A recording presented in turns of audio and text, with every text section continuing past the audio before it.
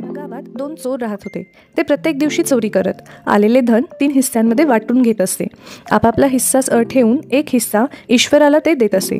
असे खूप दिवस चालत होते. एका रात्री ते चोरीसाठी दुसऱ्या गावात निघाले. बरीच वेळ भटकंती करून सुद्धा त्यांना काही चोरी करण्याची संधी मिळाली नाही. ते दोघेही थकून एका मंदिरात बसले. तेथे त्यांना एक साधू संत मंदिरामध्ये झोपलेले दिसले. त्यांनी संताला उठवले व म्हणाले की काही असेल तर द्या, नाहीतर आम्ही तुम्हाला मारून टाकू.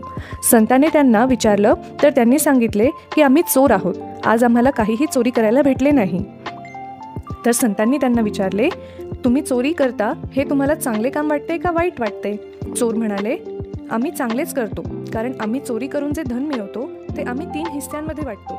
2 हिस्से आम्ही ठेवतो आणि 1 हिस्सा देवाला देतो. हे सगळे ऐकल्यानंतर संतांनी आपला जवळचा कोंबडा बाहेर काढला आणि त्यांना म्हटले की माझ्याकडे तुम्हाला द्यायला दुसरे काही नाही, पण हा कोंबडा आहे. हा कोंबडा घ्या आणि तुम्ही बरोबरीने वाटून घ्या.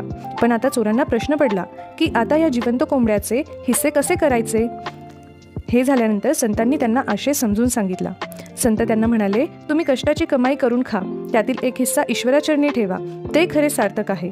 हे सगळे म्हणणे त्या चोरांना पटले आणि ते दोघेही संताला नमस्कार करून चोरी सोडून द्यायचा निर्णय घेऊन तेथून निघून गेले. तात्पर्य, पापाची कमाई दुःखाचे कारण बनते, तर कष्टाची कमाई मानसिक सुख, शांतता आणि आत्म्याला सुख देते.